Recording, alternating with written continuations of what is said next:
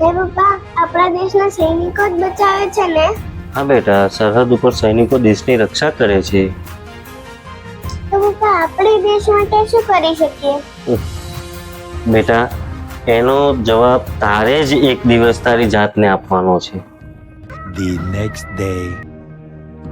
જુઓ બાળકો, આ આપણા દેશનું રાષ્ટ્રધ્વજ છે અને આ આપણા દેશનું પ્રતીક છે. બોલો બાળકો, તો ભારત તમારા માટે શું છે અને તમે તેના માટે શું કરી શકો છો? મારા માટે ભારત એક ક્રિકેટ છે અને હું મોટી થઈને એક બહુ મોટી ક્રિકેટર બનવા માંગુ છું અને ક્રિકેટમાં જ ભારતનું નામ રોશન કરીશ. સરસ સરસ.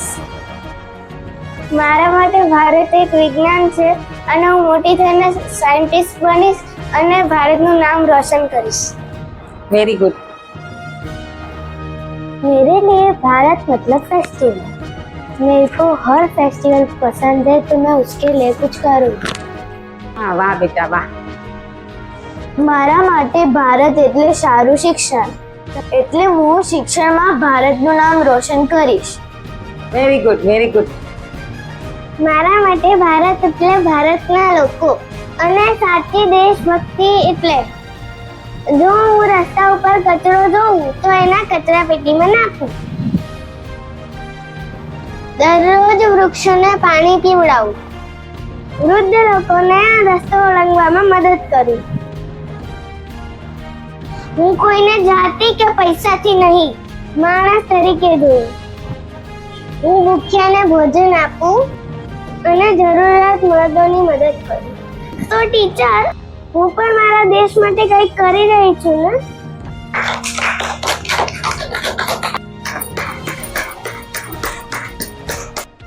વાહ બેટા વાહ. સલામ છે તારા સંસ્કારોને અને સલામ છે તારા વિચારોને. જુઓ બાળકો, આ દરેક ભારતીયોની આવી વિચાર શ્રેણી હોય ને તો આપણો ભારત દેશ ખૂબ ખૂબ ખૂબ આગળ વધી જાય.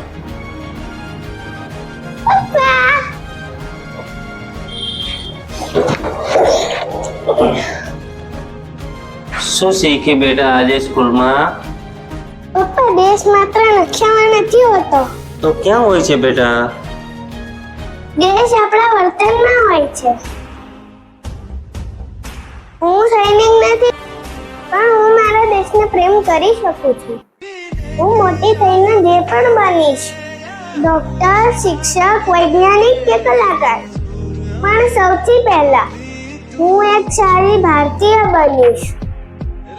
દેશની સેવા કરવા માટે દરેક ભારતીયએ સરહદ પર જવાની જરૂર નથી. દીકરા, દેશભક્તિનો સાચો મતલબ તે મને આજે શીખવાડ્યો છે. શાબાશ. દેશનું ભવિષ્ય સરહદ પર જ નહીં, આપણા બાળકોના હાથમાં પણ છે.